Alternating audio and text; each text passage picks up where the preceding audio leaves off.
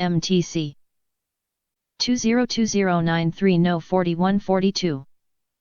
To the extent that sufficient context has been provided, the reader can come to a well-crafted text with no expert knowledge and come away with a good approximation of what has been intended by the author. The text has become a public document and the reader can read it with a minimum of effort and struggle. His experience comes close to what Freud has described as the deployment of evenly hovering attention. He puts himself in the author's hands. Some have had this experience with great novelists such as Dickens or Tolstoy, and he follows where the author leads.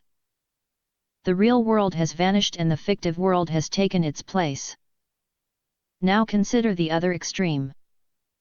When we come to a badly crafted text in which context and content are not happily joined, we must struggle to understand, and our sense of what the author intended probably bears little correspondence to his original intention.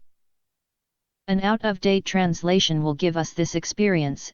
As we read, we must bring the language up to date, and understanding comes only at the price of a fairly intense struggle with the text.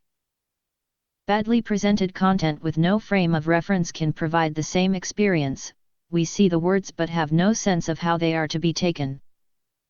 The author who fails to provide the context has mistakenly assumed that his picture of the world is shared by all his readers and fails to realize that supplying the right frame of reference is a critical part of the task of writing. MTC. Good job.